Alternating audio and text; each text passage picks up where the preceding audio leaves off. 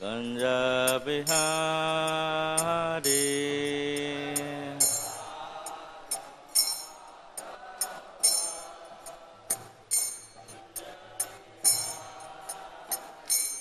जय राधा माधव कुंज बिहारी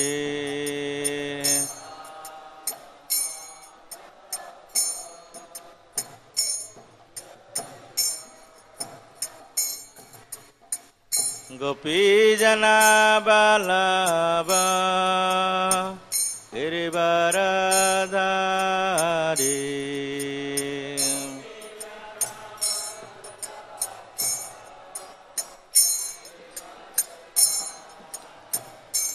जय गोपी जना बल्लभ गिरिवरधारी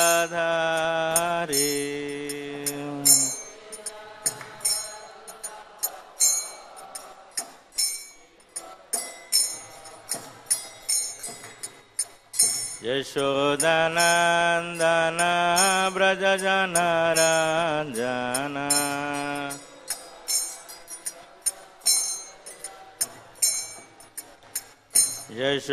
यशोदानंदन ब्रज जनरंजन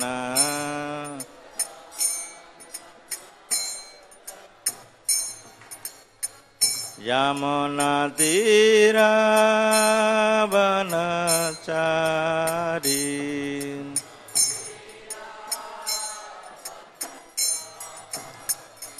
यमुना तीरा वनचारी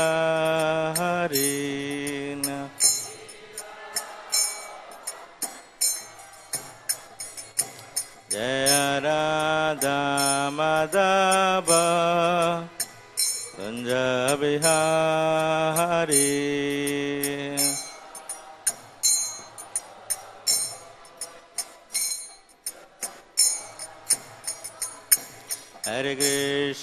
हरे Krishna Krishna Krishna Hare Hare Hare Ram Ram Ram Hare Hare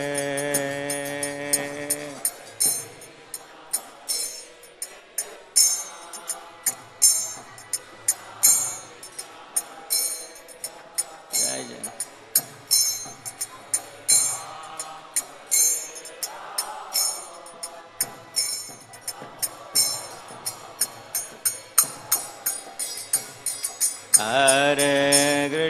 Hare Krishna Krishna Krishna Hare Hare Hare Ram Ram Ram Hare Hare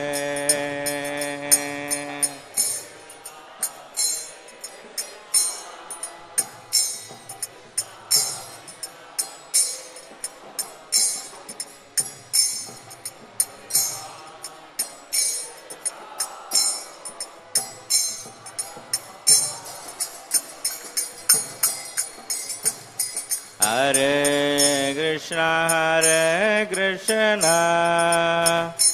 Krishna Krishna Hare Hare Hare Ram Ram Ram Hare Hare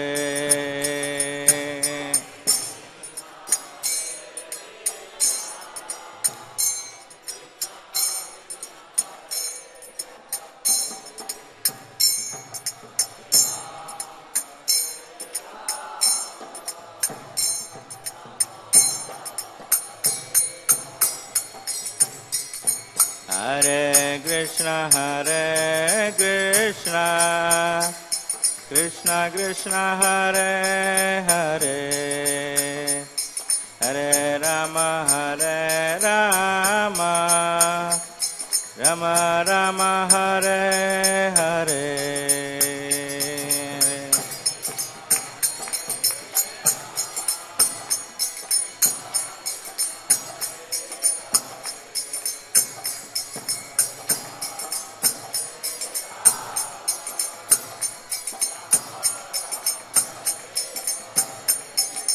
Hare Krishna Krishna Krishna Hare Hare Hare Rama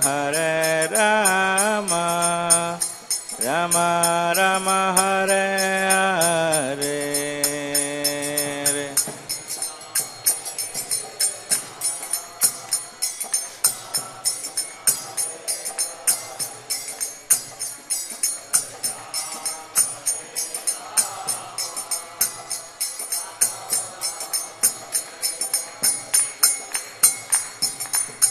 Hare Krishna Krishna Krishna Hare Hare Hare Rama Rama Rama Hare Hare.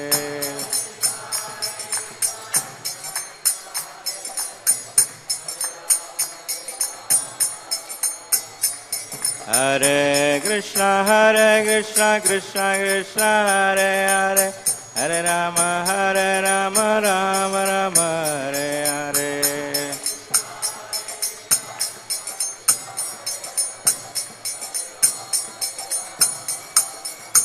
Hare Krishna Krishna Krishna Hare Hare Hare Rama Rama Rama Hare Hare.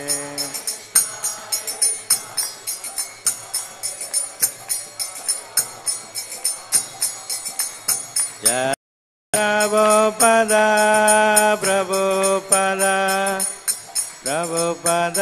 Jaya Prabhupada.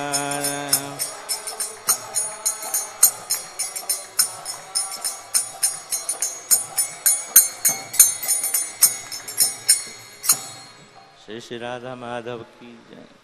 जय विष्णुपाल परमहंस परिव्राजचार्य अष्टोत्तर शतशि जीवांग्र साभय चरणारविंद भक्ति वेदांत स्वामी श्री प्रभुपाद की जय. ISKCON beauty founder Shri Prabhupada की जय. अंधकोटि वैष्णव वृंद की जय. नमाचार्य श्री हरिदास ठाकुर की जय. प्रेम से कहो श्री कृष्ण चैतन्य प्रभु नित्यानंद श्री अद्वैत गदाधर शिवासादि गौर भक्त वृंद की जय. श्री श्री राधा पार्षार्थी की जय. सीताराम लक्ष्मण भक्त हनुमान जी की जय. श्री श्री गौर निताय की जय. ग्रंथराज श्रीमद् भागवत महापुराण की जय. संवेद भक्त वृंद की जय. गौर प्रेमानंदे. ओम नमो भगवते वासुदेवाय.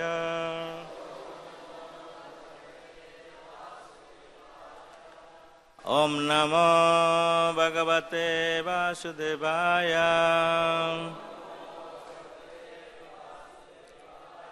ओम नमो भगवते वासुदेवाय.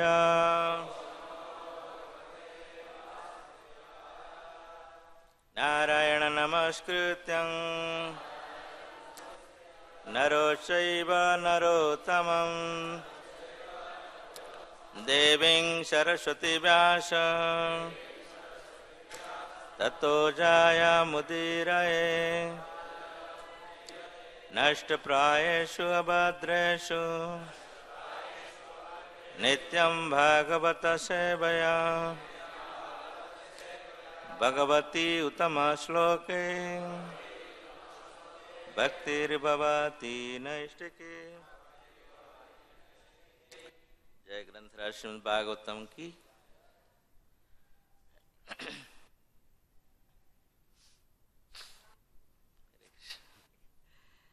आज हम पढ़ रहे स्कंद श्रीमद् भागवतम की चौथे स्कंद अध्याय 27 श्लोक संख्या 10 है ना 11 है.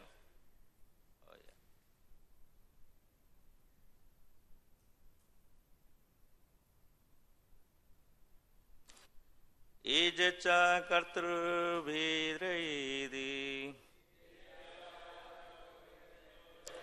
दीक्षितः पशुमारकैः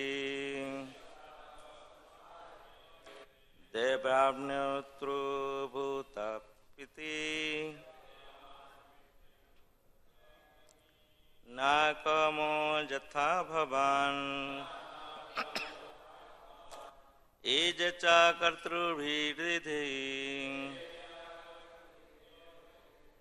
दीक्षितः पशुमारकैः देवात्मेतृर्भृतपत्नीन्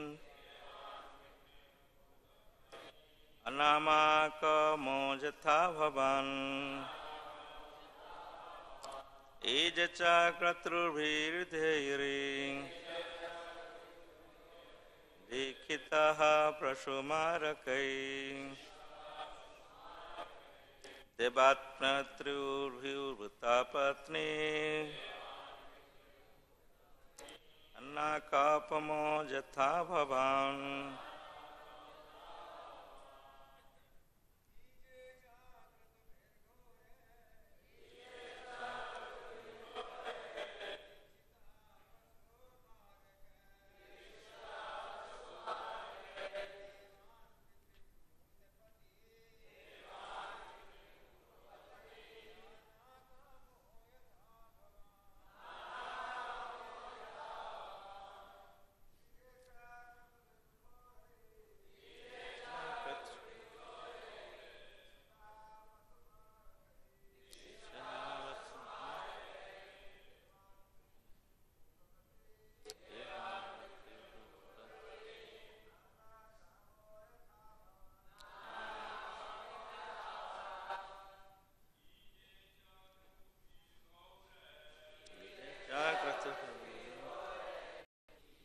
क्रतुभिः यज्ञ से गैरै नृशंस दीक्षितः प्रोत्साहित होकर पशुमारकै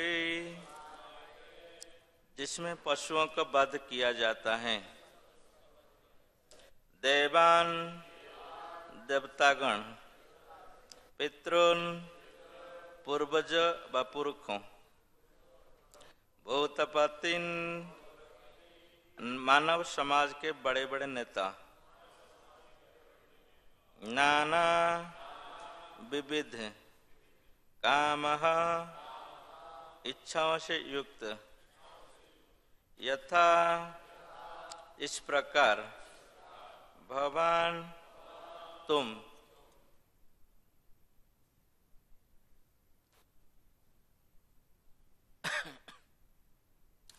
नारद मुनि ने आगे कहा, हे राजा प्राचीन वरिष्ठ, तुम्हारी ही तरह राजा पुरंजन भी अनेक इच्छाओं में उलझा हुआ, इसलिए उसने देवताओं, पितरों तथा सामाजिक नेताओं की पूजा विविध यज्ञों द्वारा की, किंतु ये सारे यज्ञ नृशंस थे, क्योंकि उनके पीछे पशुओं की वध की भावना काम कर रही थी। तात्पर्य श्रील प्रभुपाद कहते हैं कि इस श्लोक में नारद मुनि कहते हैं कि वे पुरंजन के चरित्र द्वारा राजा प्राचीन वरिष्ठ को उपदेश देना चाहते हैं। वास्तव में राजा प्राचीन वरिष्ठ के कार्यों का यह सारा वर्णन अलंकारमयी भाषा में है। इस श्लोक में नारद स्पष्ट रूप में कहते हैं कि यथा भवान अर्थात तुम्हारी तरह, जिससे सारा संदेह दूर हो जाता है और संकेत मिलता है कि राजा पुरंजन स्वयं राजा प्राचीन वरिष्ठ हैं। परम वैष्णव होने के नाते नारद मुनि यज्ञों में पशुवध को बंद करना चाह रहे थे। ये जानते थे कि यदि वे राजा को यज्ञ बंद करने के लिए कहेंगे तो वह नहीं मानेगा, इसलिए वो पुरंजन का चरित्र सुना रहे हैं।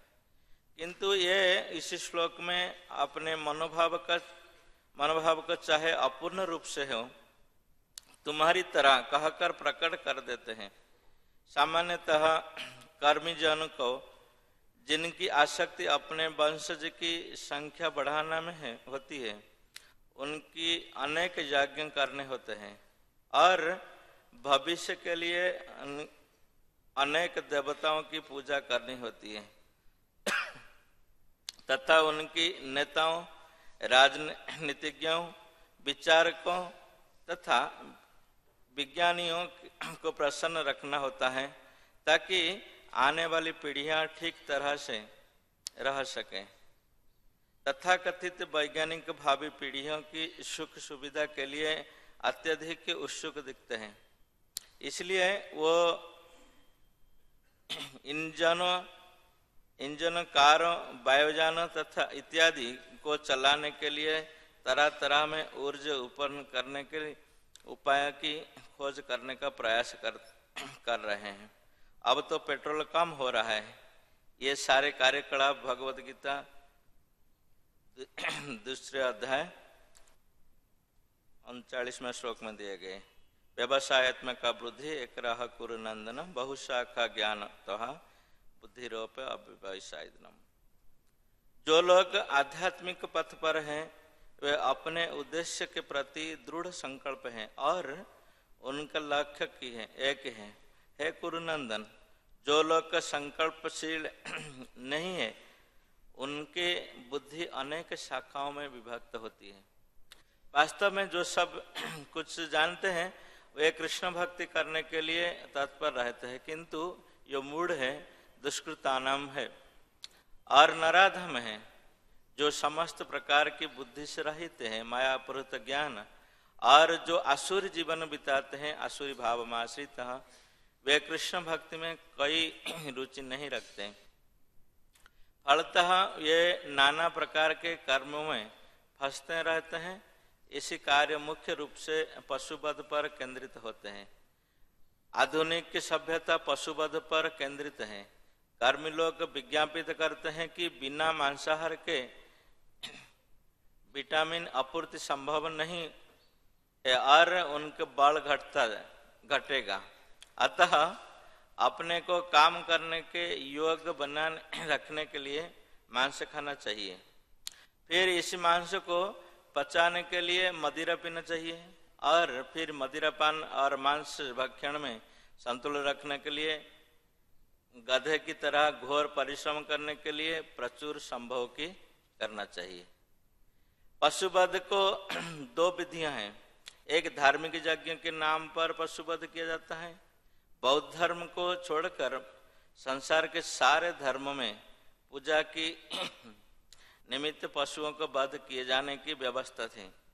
वैदिक सभ्यता के अनुसार मांसाहारियों को कतिपय विधि विधान के अनुसार काली मंदिर में बकरे की बलि देने की छूट है, जिसके मांस को खाया जा सकता है।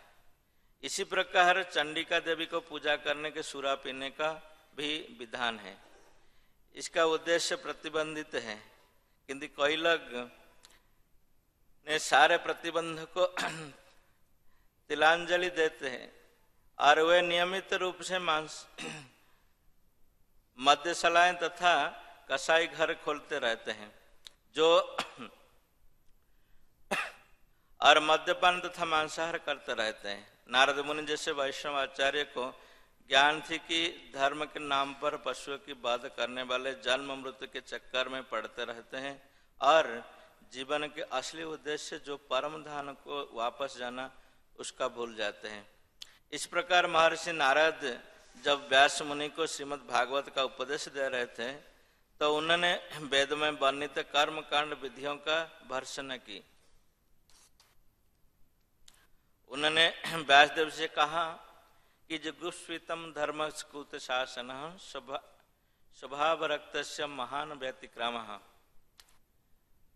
जद व्यक्त धर्मम इति तरह स्थितो न मन्यते तस्य निवारणम जनः। अर्थात सामान्यतः लोक में भोग की सहज प्रवृत्ति होती है और तुमने तो धर्म के नाम पर उन्हें ऐसा करने के लिए प्रोत्साहित किया है। यह गहिर्त है और निष्प्रयोजनीय है, क्योंकि ये तुम्हारे आदेश से निर्देशित होते हैं और वो ऐसे कार्य को धर्म के नाम पर स्वीकार करेंगे और वर्जनाओं की तनिक भी प्रभाव नहीं करेंगे। श्री नारद ने व्यासदेव को उनकी उपवेद का संकलन करने के लिए धिक्कार है जो साधारण मनुष्य के मार्गदर्शन के लिए हैं। नारद ने उनकी भर्त्सना की है क्योंकि इनमें सीधी भक्ति का नामोल्लेख भी नहीं है। नारद के ही आदेश पर व्यासदेव ने भगवान की प्रत्यक्ष पूजा का विधान किया, जिसका उल्लेख श्रीमद् भागवतम में हुआ है। निष्कर्ष यह है कि ना तो भगवान विष्णु ना ही उनका भक्त धर्म के नाम पर पशुवध की अनुमति देते हैं। निस्संदेह धर्म के नाम पर पशुवध को समाप्त करने के उद्देश्य से ही कृष्ण ने भगवान बुद्ध के रूप में अवतार लिया।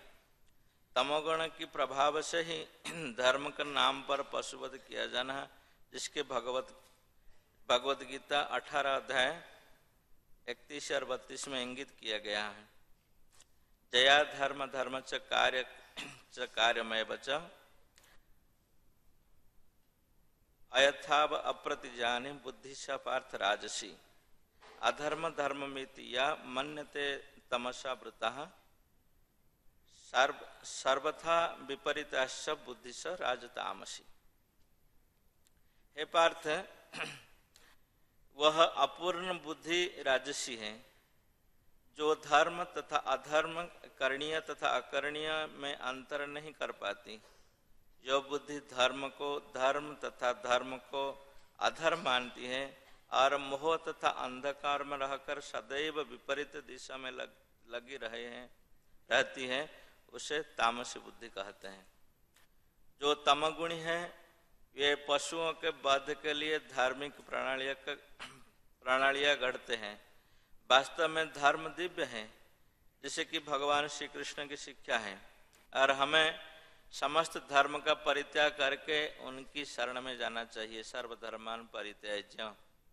इसी प्रकार भगवान उनके भक्त तथा प्रतिनिधि सभी दिव्य धर्म की शिक्षा देते हैं, जिसमें पशुवध के लिए कई स्थान नहीं है। सबसे बड़े दुर्भाग्य की बात है कि इसी समय भारत में अनेक तथाकथित मिशनरी धर्म के नाम पर अधर्म फैला रही हैं। वे सामान्य व्यक्ति को ईश्वर मानते हैं और प्रत्येक व्यक्ति को, जिसमें तथाकथित सन्यासी भी सम्मिलित हैं, मांस खाने के लिए कहते हैं। प्रभुपाद की बहुत लंबे तात्पर्य दिए प्रभुपाद जी।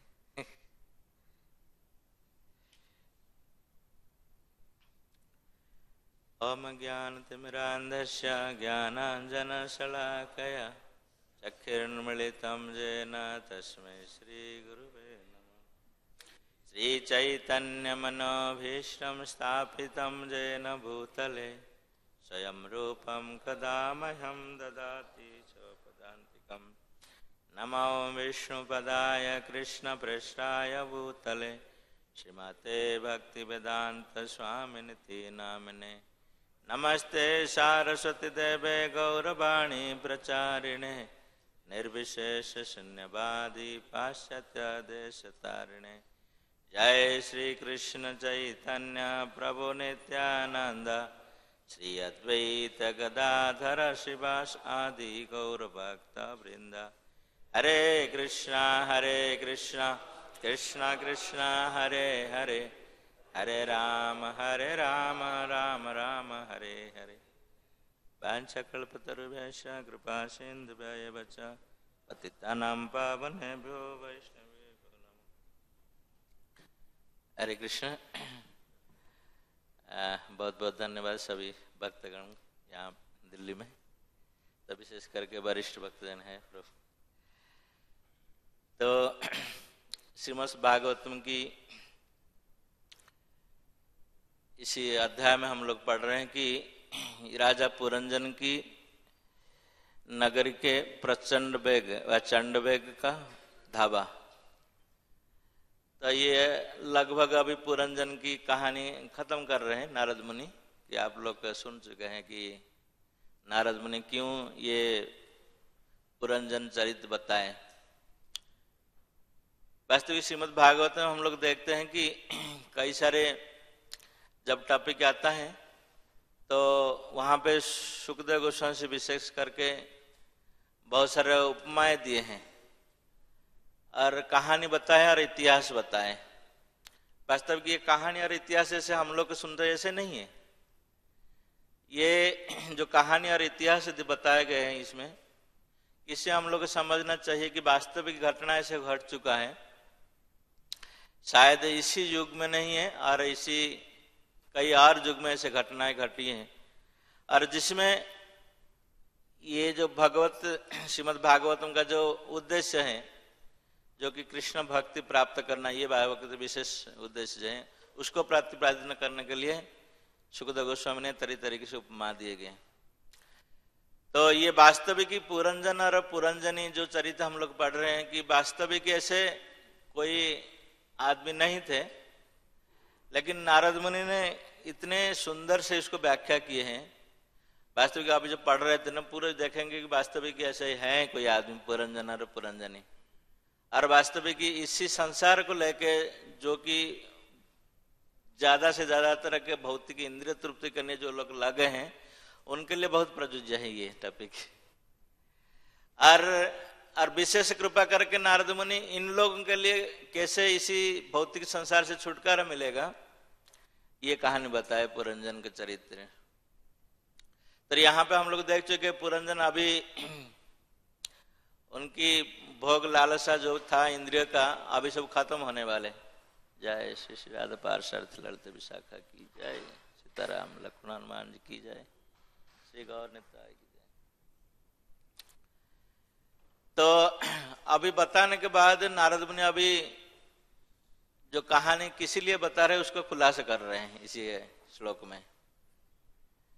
नारद मुनि वास्तविक कह रहे कि जो पुरंजन चरित्र हम आपको बताए वो पुरंजन और कोई नहीं है, आप ही हो। क्योंकि नारद मुनि चाहते थे वास्तविक की जो प्राचीन वरिष्ठ हैं वो ध्रुव महाराज की वंशधर थे। असल प्राचीन वरिष्ठ नहीं गए थे नारद मुनि को बुलाने के लिए कि आए हमको उपदेश दीजिए, लेकिन वास्तविक ये वैष्णव लोग का अपने कंपैशन है, मतलब जो करुणा है उनके हृदय में, वो हमेशा चाहते थे कि भौतिक जगत की जीव कैसे इस संसार में ना सड़े। हम लोग तो चाहते हैं हम लोग सड़ कर रहेंगे इसमें नहीं, क्योंकि हम लोग को अपने इच्छा से कभी नहीं चाहते थे उसके निकलने के लिए। तो ये वास्तविक भक्तों का विशेष गुण है। चलो प्रभुपाद जैसे हम लोग अभी होली नेम ईयर जो वीक्स मना रहे थे, तो प्रभुपाद की जब हम लोग लीला में देखते हैं कि वास्तविक प्रभुपाद को कोई बुलाया नहीं था कि जाके अमेरिका में आके आप, जैसे अभी आजकल हमारे डिवोटी लोग इनविटेशन से हम लोग जाते हैं कहीं मंदिर में, प्रभुपाद को ऐसे कोई इनविटेशन नहीं मिला था कि आप आके अमेरिका में प्रचार कीजिए। नहीं, ये प्रभुपाद की विशेष कृपा था भक्तों का ऊपर, क्योंकि प्रभुपाद देखते थे कि इसी संसार में लोग कैसे इसी संसार में सड़ते हैं और दुख में रहते हैं। कि आदमी जो दुख में रहते हैं उनको पता नहीं चलता कि वो दुख में है करके, वो तो बोलते हैं कि हम सुख में है पूरे। नहीं, इसलिए जो भगवान के भक्त हैं वो उनका दुख देख के बहुत दुखित होते हैं।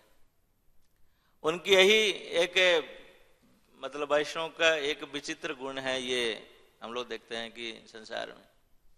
तो नारद मुनि जब देखे कि ये ध्रुव महाराज का वंश जो है प्राचीन वरिष्ठ, ध्रुव महाराज इतने भक्ति किए थे भगवान की, तो वो शोधाम में भगवत धाम गए स्वदेह में, और ये इनकी वंशधर होने के नाते तो अभी कर्मकांड में लगे हैं।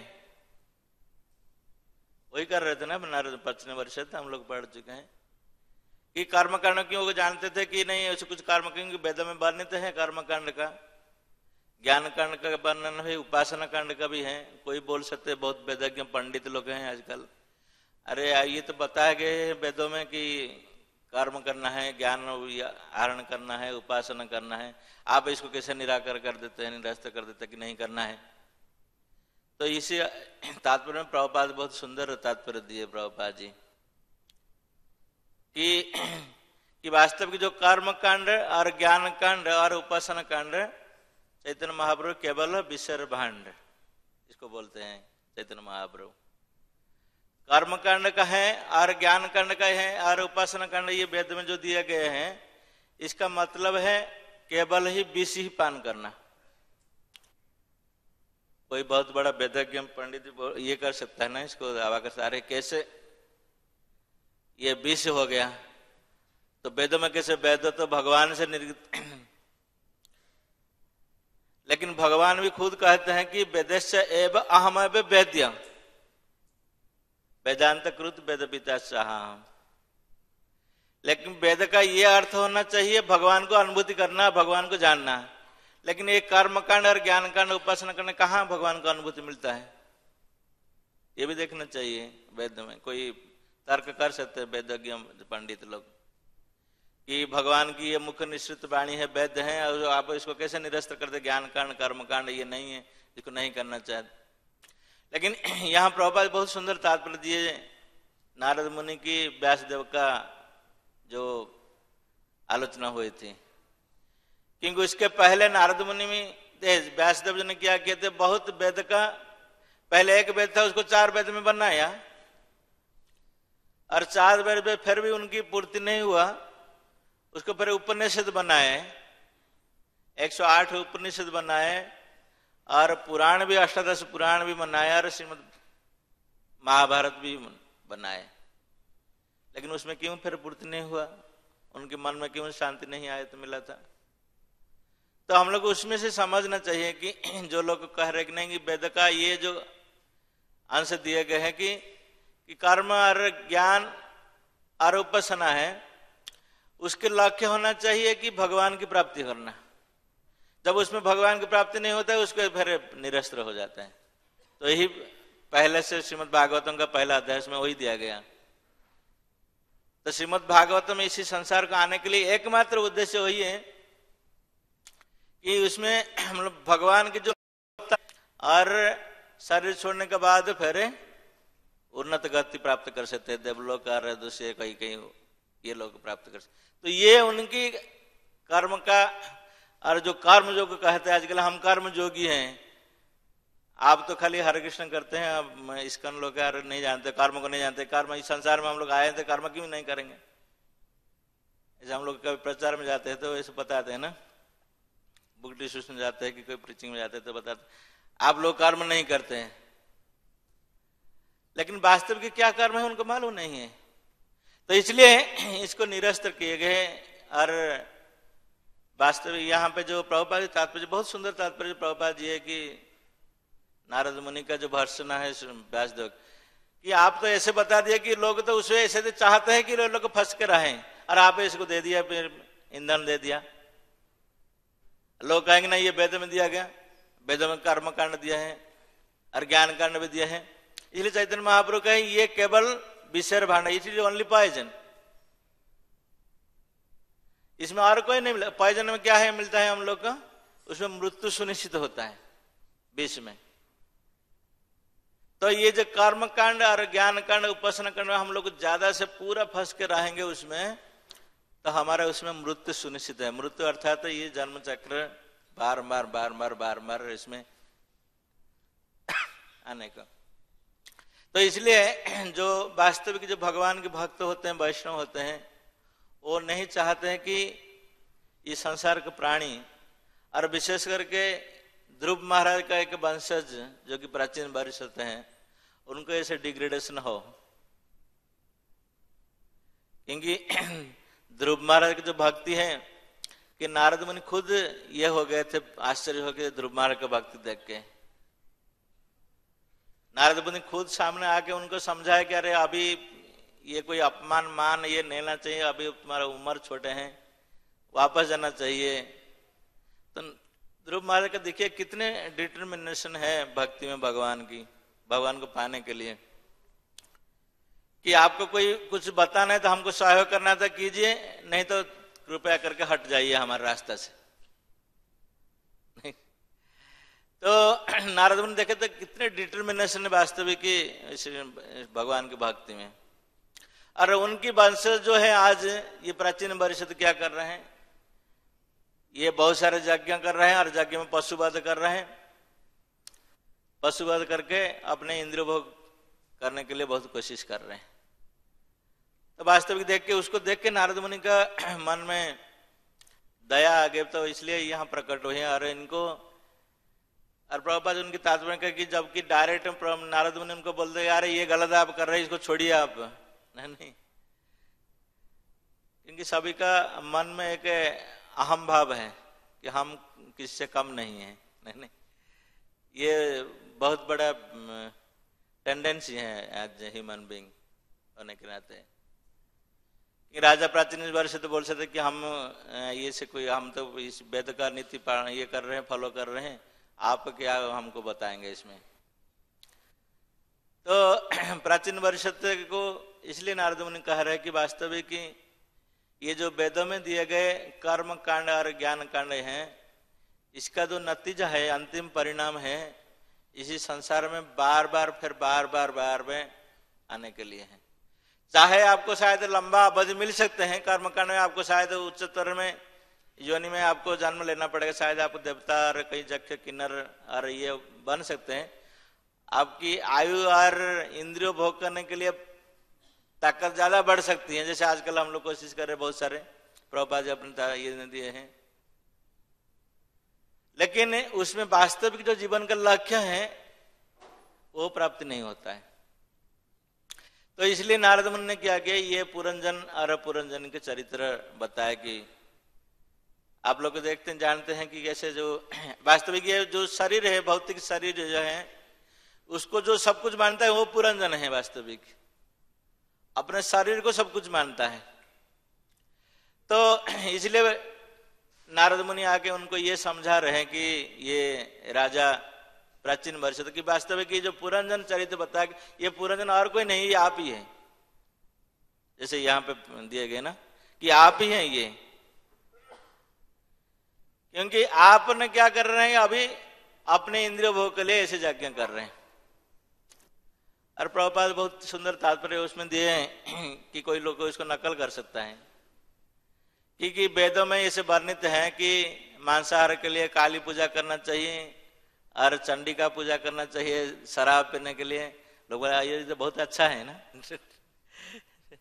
so we should not take it in so easy way ना। लेकिन किसके लिए अच्छा है किसके लिए नहीं है, ये शास्त्र में दिया गया।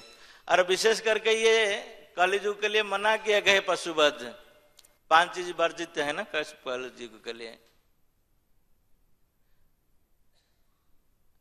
गौओं को ये करना, यज्ञ में सैक्रिफाइस करना, और पशुओं को बलि देना, अश्वमेध गवाह लंबे और अश्वों को बलि देना, और अपने पितृपुरुष के श्राद्ध में मांसाहार ये देना, और पड़ पैतृक अर्थात अपने पिताओं को श्राद्ध में मांस ये देना, मांसाहार देना। और क्या करना है,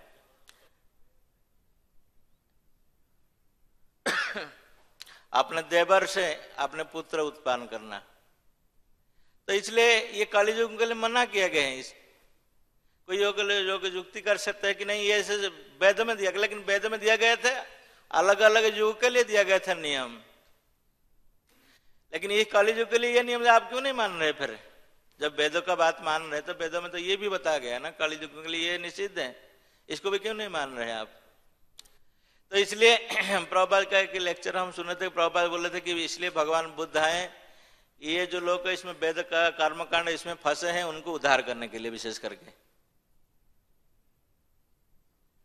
वास्तविक देखा गया कि तो निंदा सी जगह रहा, मतलब वेद को निंदा की है भगवान बुद्धदेव आके, इसलिए ज्यादा से भक्त लोग उनके 10 अवतार में ज्यादा ये नहीं करते हैं, क्योंकि वेद जो भगवान की बनाए हुए उसको निंदा की, लेकिन दूसरे तरीके से वो क्या किया, समाज के मंगल के लिए ऐसे किए थे उसी समय में। तो प्रभुपाद उसको भी ये किया कि भगवान बुद्ध इसलिए आए थे कि वेदों की निंदा करने के लिए, नहीं तो कोई बोल नहीं सकता कि अरे भगवान का अवतार होकर आके कैसे निंदा किए। नहीं, ये भगवान का उद्देश्य था। उसी समय आदमी इतना पशुओं की तरफ जीते थे, तो उनको कहा जाए कि नहीं आप वेद धर्म का ये जिसमें आपके लिए खाली अब ये नहीं दिया गया, इसी युग के लिए नहीं दिया गया, आप उसको छोड़ो, वो सुनने वाला नहीं था। इसलिए भगवान बुद्ध को क्या के भाई इसको आप मानिए मत, अहिंसा परम धर्म इसलिए सिखाए। तो प्रभुपाद फिर वहां पे भी नहीं रहे। प्रभुपाद फिर श्रीमद् भागवत गीता का सुंदर ये बताया कि जो कि वास्तविक जीवन का लक्ष्य कैसे है हम लोग को चुनना है, और जिनके जीवन के लक्ष्य को नहीं पता है ठीक से, वो कैसे उनकी जो जीवन का और जो कार्यकलाप का जो गतिविधि है कैसे नाना शाखा प्रशाखा की विभक्त होता है। ये नाना शाखा प्रशाखा जो है ये कर्मकांड, ज्ञान कांड और उपासना कांड है। जब वास्तविक हम लोग नहीं जान सकते वास्तविक जीवन का लक्ष्य क्या है, भगवान की भक्ति करना, तो हमारा जो ज्ञान है और कर्म करने का जो प्रवृत्ति है और उपासना करने का जो प्रवृत्ति है वो क्या हो कि नाना प्रकार उसी तरह का हम लोग जाएंगे। ये भी नहीं, हमारे कृष्ण भावनामृत में आए हुए अनेक भक्त हम लोग देखते हैं तो जो ठीक से अंडरस्टैंडिंग नहीं कर पाते वास्तविक की भगवान की भक्ति जो करना की भगवान के नाम जो करना है एकमात्र वास्तविक ये जीवन का एकमात्र लक्ष्य है। हरे कृष्ण ये कृष्ण भावनामृत आंदोलन का आके भी कभी कभी क्या है कि वो लोग कभी कभी ज्ञान में ज्यादा ये होते हैं और कर्म कांड में और उपासना कांड में इतने वो उसमें लगे रहते नहीं, वास्तविक और कुछ करना बाकी है, ये करना बाकी है नहीं? इसलिए भक्ति विनोद ठाकुर ने बताए थे कि कर्म मिश्र भक्ति, ज्ञान मिश्र भक्ति, क्योंकि भक्ति तो कर रहे हैं लेकिन हमारा 100% भक्ति में ये नहीं है, मतलब उसमें पूरे श्रद्धा नहीं है और विश्वास नहीं है कि नहीं भक्ति हमको आगे बढ़ा सकता कि नहीं बढ़ा सकता। क्योंकि हम लोग देख चुके हैं कि हम जब IIT कानपुर में जा रहे थे, एक प्रोफेसर थे वो एक्चुअली हरे कृष्ण जप कर रहे थे हमारे डिवोटी के साथ मिलकर, लेकिन बाद में आके उनको कोई एक योगी बता दिए अरे ये तो भक्ति जो कर रहे हैं ना ये बहुत निम्न का ये है, जो वास्तविक जीवन का ये लक्ष्य नहीं जानते हैं ना वो भक्ति करते हैं। उनको कोई आगे से बढ़ा दिया वो छोड़ दिया भक्ति, हरे कृष्ण मंत्र जपना छोड़ दिए। तो 2 साल के बाद में गया तो मेरे को पढ़ाने लगे वो, अरे प्रभु जी आप ऐसे ये कर रहे हैं लेकिन ये बहुत निम्न है भक्ति करना। ज्ञान उपासना, ज्ञान में तो भगवान ने कहा है खुद भगवत गीता में ज्ञान का मार्ग उनको प्राप्त करना है, ये करना है। आप कैसे उसको ये कर देते, खाली करते कि भक्ति हरे कृष्ण जप करने से उसे मिल जाता है। तो इसलिए इनको अभागा कहा जाता है। वास्तविक भक्ति मार्ग को आके नहीं उसको छोड़ देता है कोई नहीं। जैसे आपको प्रभुपाद जी बहुत सारे बताते हैं ना कि आपको जैसे आपको मधु का बोतल दिए गए लेकिन आप क्या कर रहे हैं कि उसको ठिप्पी खोल के उसका ये कैप खोल के उसको नहीं पी के उसका ऊपर ये कर रहे हैं, क्योंकि आप सोच रहे हैं कि नहीं वास्तविक यही वास्तविक जीवन का लक्ष्य है। इसलिए भगवत गीता ने भगवान ने ये उपदेश कि हमारा जो डिटर्मिनेशन है उसको डाइवर्ट नहीं करना चाहिए, एक ही कुरुनंदन इसलिए कहा गया। ऐसे कि उस तात्पर्य में बहुत ही सुंदर ये दिए गए बड़ल विद्याभूषण के तात्पर्य के दिए गए टीका के कि वास्तविक जीवन का लक्ष्य कैसे होना है। कुरुनंदन जो है जीवन का लक्ष्य है, कुरुनंदन है अर्जुन, एक ही लक्ष्य होना चाहिए कि एकमात्र भगवान की भक्ति करना। नहीं तो क्या कर कभी कभी हम लोग पढ़ते हैं वेद शास्त्र और अन्य उपनिषद वगैरह पढ़ेंगे तो हम लोग कभी कभी भक्ति का ऊपर डाउट आ जाते हैं। इसलिए प्रभुपाद बहुत पहले से बताया कि हम लोग ज्यादा से ये नहीं पढ़ना चाहिए। नहीं पढ़ने से क्या है कि उसमें हमारा जो ज्ञान, क्योंकि ये स्वतः प्रवृत्ति है। जैसे नारद मुनि यहाँ कह रहे हैं कि वासुदेव आप तो बता दिए कि कर्म करना, ज्ञान करना, उपासना करने का जो बता दिया आप मार्ग बता दिया, ये तो स्वतः प्रवृत्ति है जीव का। लेकिन जो स्वतः चीजें आप उनको बता दिया और उसमें वो फंस के रहेंगे और जीवन का जो परम लक्ष्य है परमार्थ उसको नहीं मिलेगा। तो इसलिए नारद मुनि आके कोई बता सकता है कि नारद मुनि तो भगवान के भक्त हैं और व्यासदेव तो जो भगवान है क्या बता रहे हैं, और उनको ये देने के लिए सलाह देने के लिए नारद मुनि कौन होते हैं? व्यासदेव को यह पता नहीं चलता। नहीं, इसके माध्यम से बता है वास्तविक श्रीमद् भागवत में ये निरूपित किया कि वास्तविक जो मनुष्य का परम धर्म है। इसलिए प्रथम श्लोक में भागवत में कहा गया कि जो श्रीमद् भागवतम का मुख्य उद्देश्य जो है वास्तविक जो जीवन का जो परम लक्ष्य है, जीव का जो मूल स्वरूप है और कृष्ण भक्ति, उसको कैसे हम लोग पहुंचेंगे, ये भागवतम का परोधम जत भक्ति अध्यक्ष जे सभी जीव का एकमात्र परधर्म है। परधर्म क्यों कहा गया कि ये दो धर्म कहेंगे ना, ज्ञान कर्ण कर्म कर्ण और उपासना कर्ण, ये जो धर्म शारीरिक धर्म मानविक धर्म, ये जो धर्म है, ये जो है ये परधर्म नहीं है, ये सांसारिक धर्म है। इसलिए प्रभुपाद में अंत में इसको कहे कि वास्तविक ये सबको छोड़ना है। कोई बहुत बड़े पंडित आके बोल सकते हैं कि नहीं अरे ये से कैसे छोड़ सकते हैं, आप परिवार को छोड़ सकते हैं, पिता माता जो आपको जन्म दिया आप उसको छोड़ के आके हरे कृष्ण बन गए? नहीं, आप तो वास्तविक बहुत ये किए हैं, लेकिन वो नहीं जानते वास्तविक कि पिता माता का कैसे कल्याण हो सकता है। पिता माता का सेवा करना, ये वास्तविक परधर्म है। वो हमारे पहले गुरु हैं, उनको सेवा करना, ये करना। आप जिस देश में आप जन्म लिए उसके प्रति भी आपका कुछ कर्तव्य होना चाहिए ना। जैसे जननी जन्मभूमि से स्वर्गादपि गरीयसी कहते हैं, जिसमें वो स्वर्ग से महान है, आप उसको सेवा करना। आजकल से पैट्रियटिज्म है, बहुत बोलते हैं इसे। आप हरे कृष्ण बनने से ये हो सकता है।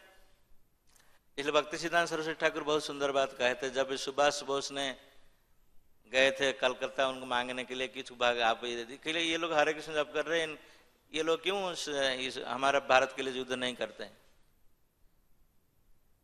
बहुत सारे आपका इसमें है, दे दीजिए। तो भक्ति सिद्धांत सरस्वती ठाकुर बोल के ये बहुत दुगले पतले हैं, ये लोग नहीं कर सकते जाके फाइटिंग, इनको हरे कृष्ण जप भी करने दीजिए। तो वास्तविक इनको नहीं मालूम पड़ता है। कोई गलत मत समझे कि हम सुभाष बोस की ये कर रहे हैं, कि वास्तविक ये जो भगवती सिद्धांत है वास्तविक यहाँ पे इसको इस्टेब्लिश करना चाहते हैं।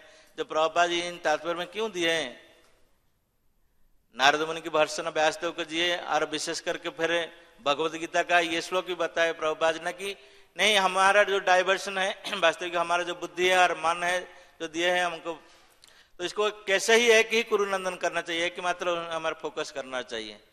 कभी भी इसको किसी भी हालत में ये नहीं करना चाहिए, इसको डाइवर्ट नहीं करना चाहिए। जैसे ध्रुव महाराज की ये में कि एक ही उनका उद्देश्य था कि नहीं हमको भगवान को दर्शन करना है। नारद मुनि इतने महान आचार्य आके उनकी भक्त भगवान का आगे पहुंच गए, फिर भी उनको ये कर दिया कि नहीं आपको वही हमको इसमें ये करना है तो सहयोग करना है तो कहिए, नहीं तो आप वापस जाए। कितने फोकस थे उनकी ये है। और प्रहलाद महाराज की देखिए, प्रहलाद महाराज के चरित्र में हम लोग कितने फोकस्ड हैं भगवान के प्रति। जब हिरण्यकशिपु इतने सारे उनको ये किया सताया, फिर भी उनका जो फोकस है वो डाइवर्सन नहीं हुआ। अरे इसी संसार में हम लोग का आते कोई बोल सकते ना, वो तो सत्ययुग का बात था, उस टाइम में डिटर्मिनेशन इतना ज्यादा था, कोई बोल सकता है ना। इसलिए प्रहलाद महाराज ध्रुव महाराज उनकी डिटर्मिनेशन इतना ज्यादा स्ट्रांग था। आज तक कली युग है, हमारा डिटर्मिनेशन थोड़ा विक्षिप्त हो गए इधर इधर से। नहीं, वास्तविक हमारे डिटर्मिनेशन विक्षिप्त नहीं हुए, हम लोग को इसको विक्षिप्त कर दिए हैं। तो जब हम लोग कर दिए, जो करने वाला हम इसको कोई वापस नहीं ला सकते। इसलिए प्रभुपाद ने जब गए थे पाश्चात्य देश में, तो प्रभुपाद एक ही बात बोले कि आप लोग आज वास्तविक भूल गए एक चीज, बस उसको बस याद करना है जो चीज आप भूल गए। लेकिन ये आपका नेचुरल टेंडेंसी है, जो जिसको आप भूल गए उसको करना बहुत बड़ी कठिनाई नहीं है। प्रभुपाद उनको नहीं बोले कि नहीं आपको ये कर्म करना है, पूरा बस के बहुत सारे वेद वेदांत अध्ययन करना है, ये करना है, और आपको पूरे पूजा अर्चना करना है। कहाँ उनकी ये था उसमें, इसी युग में जो प्रभुपाद गए थे।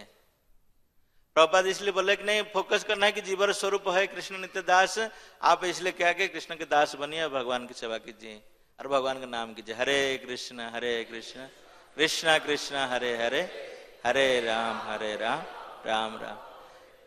जैसे कृष्ण भक्ति के लिए सर्व कर्म कृत है। आप जब भगवान की भक्ति करेंगे, श्रद्धा और उसको दृढ़ विश्वास दें, automatically you will get your natural position of life.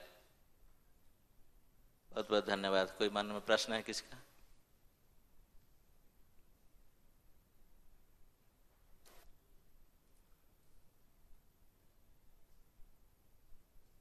हरे कृष्णा। हरे कृष्णा। बहुत बहुत धन्यवाद। आपने बहुत अच्छा प्रभुपाद के तात्पर्य के अनुसार बहुत अच्छा बोला।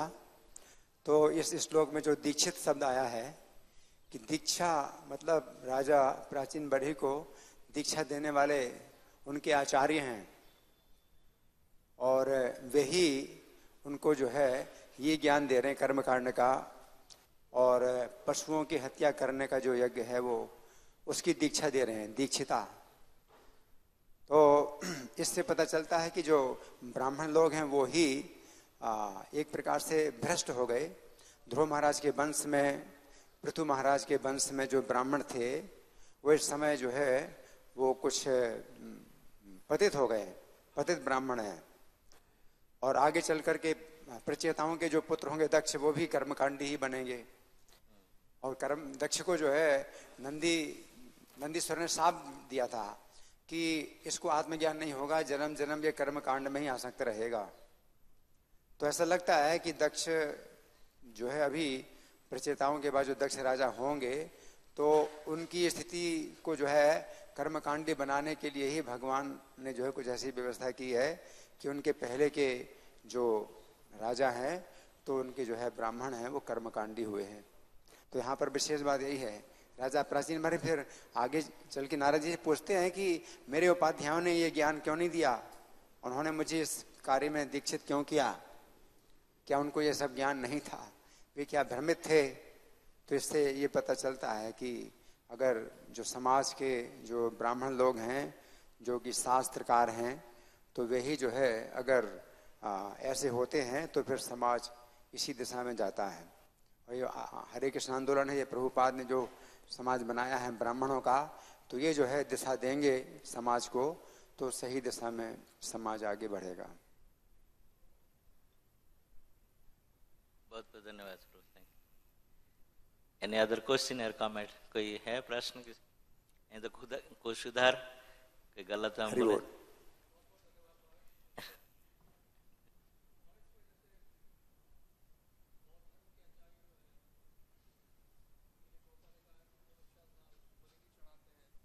लेकिन आजकल हम देखते हैं कि बहुत धर्मी जो बुद्धिस्ट हैं वो भी सब नॉनवेज खाते हैं, एनिमल किलिंग वो भी कर रहे हैं सब। अभी तो सब लगता है बुद्धिस्ट फॉलोअर्स भी सब बदल गए हैं सब। हाँ, इसलिए एक्चुअली डिटरेशन ऑफ कली युग है ना। एक्चुअली बुद्ध भगवान जो बताए थे actually they are not following properly, so there are two party now Buddha there have also two different opinion ना। जब म्यांमार में हम लोग गए थे तो एक बार वहाँ पे देखे तो एक जो बुद्धिस्ट है they are completely actually following Buddha, they never eat even onion garlics. लेकिन एक तरीका है वो उनको क्या करते हैं उसको इंटरप्रिटेशन करके, इसलिए एक्चुअली इसलिए तो ये भगवत गीता में और इसमें भगवान ने बताया कि आपको इसी इंटरप्रिटेशन में नहीं फंसना चाहिए, क्योंकि वैदिक जो वेद भगवान तो दिए हैं वास्तविक वेद में भगवान को जानने के लिए, लेकिन ये कर्म कांड ज्ञान कांड उसमें क्या कि जो ज्यादा उसमें इंटरप्रिटेशन करके उसको और जो भी होता है आजकल, तो इसलिए भगवान बोले कि नहीं सब कुछ आप छोड़िए, ये सब वेद के धर्म जाती थे। हाँ, कहाँ कर पाते हैं कर्म कहाँ बोल, इसे काली युग में देयर नो प्यूरिफिकेशन ऑफ मंत्र नो चैंटिंग, क्योंकि इनकी बुद्धि आ रही है इतना कम है, कमजोर है। Hare Krishna. Any other question? Hare Krishna Maharaj, आपने बहुत अच्छा प्रवचन दिया, बहुत तृप्ति प्राप्त करने वाला था, प्रभुपाद जी के मूड में था। आप ध्रुव महाराज जी के लिए, जैसे ध्रुव महाराज जी ने इतनी कड़ी तपस्या की और फिर भगवान के दर्शन भी प्राप्त किए और इतना आत्म संतुष्टि थी, लेकिन आगे चल के जैसे यक्ष ने उनके भाई को, सौतेले भाई को मारा और फिर वो सारे यक्षों को मारने लगे। फिर मनु आए और मनु जी ने बोला कि ध्रुव तुमने तो भगवान के दर्शन कर लिए, फिर तुम्हारे अंदर ये कलमक्ष कैसे आया? तो मतलब ये शिक्षा ही है सब कि हमें कितना सावधान रहना है। लेकिन थोड़ा सा अगर आप अपना विचार प्रस्तुत करें कि कैसे जो इतना असीम ज्ञान को, संतुष्टि को, भगवान के प्रेम को प्राप्त कर चुके हैं, वो यहाँ आके फिर से रजोगुण थोड़ा सा विमोहित हो सकते हैं, लेकिन जब हम भगवान के धाम चले जाते हैं तब ऐसा कोई कलमक्ष हमें छू नहीं सकता। बट यहाँ पर फिर भी मतलब एक प्रैक्टिशनर जो है वो हमेशा सतर्क रहता है, जैसे प्रभुपाद बता रहे हैं कि ब्लेड की धार में चलने के समान है, बिल्कुल भी केयरलेसली आप नहीं चल सकते। बट फिर भी ध्रुव महाराज की जो स्टेज थी उनको भगवान के साक्षात दर्शन हुए थे, भगवान का प्रेम प्राप्त हुआ, तो कैसे वो थोड़ा सा डिविएशन का फेज क्या सिखाने के लिए, हमें तो अलर्ट करने के लिए, लेकिन कैसे समझे इसको कि इतनी बड़ी तृप्ति के बावजूद कुछ रजोगुण टच कर सकता है। या बहुत अच्छे हैं, धन्यवाद। सो रजगुण, तमगुण और सत्वगुण जो है एक्चुअली व्हेन वी टेक बात, हम लोग जब शरीर ग्रहण करते हैं ना उसी समय नेचुरली ये लोग आ जाते हैं तीनों, कोई नहीं बुलाने से भी अपने आप आ जाते हैं ये तीनों गुण जो है। और हम लोग जो है इसी संसार में जो है ध्रुव मार्ग जो चरित्र है आप जो बताएं, तो उसमें एक्चुअली हम लोग को ये शिक्षा मिलता है, जैसे हम लोग कभी रजोगुण में, तमोगुण में और कभी सत्वगुण में आके कोई कार्य करते हैं भक्ति मार्ग में आने के बाद भी, और लेकिन बाद में जब हम लोग सीनियर वैष्णव जो कि वरिष्ठ भक्तगण उनसे हम लोग को भी ये मिलता है, तब हम लोग उसको सुधारना चाहिए। इसलिए ध्रुव महाराज जब रजोगुण का देखा जाता है और दूसरे के उसमें टीचिंग से सीखने का है कि वास्तविक कि ध्रुव महाराज भाई जो मारा के जक्के के द्वारा, और कोई भी ऐसे बैठना नहीं चाहिए खाली हाथ में, नहीं। As a king he has to take revenge of that, तो उसकी ड्यूटी वो निभाए और भाई होने का कर्तव्य वो लोग निभाए। लेकिन बाद में रजोगुण में वो देखा जाता है कि रजोगुण का प्रादुर्भाव से वो कुछ ये कर बैठे, ज्यादा जक्के को मार दिए, क्योंकि वो उनको मालूम नहीं पड़ा था कि वास्तविक तो मरना ही है, जीवन का ये है, जात से ध्रुव मृत्यु, सभी का तो मरना है। लेकिन उसके बाद बहुत अच्छा इंपॉर्टेंस ये है कि हम लोग देखना चाहिए कि जब आके उनको शिक्षा दिए मनु ना ब्रह्मा जी आए ना, हाँ, आके उनको सलाह दिए तब जाके उनको मानना चाहिए। इसलिए जब भी हम लोग कभी रजोगुण तमोगुण में प्रभावित हो जाते, हमारा स्पिरिचुअल मास्टर गुरु महाराज और कोई वरिष्ठ वैष्णव भक्त आके हमको ये दिए, अरे you are going in wrong direction, आप गलत रास्ता में जा रहे हैं, सही में आना चाहिए, तो we should also listen to them like Dhruv Maharaj. Dhruv Maharaj जैसे सुने कि नहीं वास्तविक ठीक कर रहे हैं, ये उनकी भक्ति का प्रभाव है वास्तविक। हरे कृष्ण। हरे कृष्णा। बहुत बहुत धन्यवाद। इस विषय में एक उत्तर ये है कि ध्रुव महाराज को जो है जब यक्षों के साथ में युद्ध हुआ तो यक्षों ने अपनी माया प्रकट की, और वो माया इतनी भयानक थी कि जब ऋषि मुनि सब आकाश से देख रहे थे और उन्होंने देखा कि ध्रुव महाराज तो बहुत संकट में पड़ गए हैं, तो वो स्वयं जो है ध्रुव महाराज को बताते हैं कि आप नारायण अस्त्र का संधान करिए। और नारायण अस्त्र जो है एक ऐसी चीज है जिसका कि कोई उत्तर नहीं है। नारायण अस्त्र उन्होंने जैसे ही संधान किया तो माया उनकी सब समाप्त हो गई यक्षों की। और नारायण अस्त्र से बचना बहुत आसान भी है। अगर कोई अपने हथियार डाल दे और सिर झुका ले तो नारायण अस्त्र कुछ नहीं करेगा। ध्रुव महाराज ने तो नारायण अस्त्र का संधान किया था, और वो अगर समर्पण कर दें तो जो है कोई खतरा ही नहीं है। नारायण अस्त्र से बचना सबसे ज्यादा सरल है, और नहीं तो बचने का कोई उपाय नहीं है। कोई भी अस्त्र काम नहीं करेगा नारायण अस्त्र के सामने। तो ध्रुव महाराज तो नारायण अस्त्र छोड़ा था। अब वो यक्ष ही मूर्ख थे जो कि समर्पण नहीं कर रहे थे और मारे जा रहे थे। ध्रुव महाराज की कोई गलती नहीं है, उन्होंने नारायण अस्त्र जो छोड़ा था ये केवल इसीलिए था कि समर्पण कर दें। अगर आप समर्पण कर दें तो नारायण अस्त्र से कमजोर कोई चीज है ही नहीं, सबसे कमजोर है। अगर समर्पण कोई कर दे तो नारायण अस्त्र कुछ नहीं कर सकता। लेकिन अगर कोई समर्पण ना करे तो कोई उपाय नहीं बचने का, वो मारेगा। यहाँ ध्रुव महाराज का कोई दोष है ही नहीं। मनु महाराज जो बता रहे हैं वो तो केवल मनुष्यों को शिक्षा देने के लिए बता रहे हैं। हरे कृष्णा। बहुत बहुत धन्यवाद सबको। प्रभुपाद की, ग्रंथराज श्रीमद् भागवत महापुराण की जय।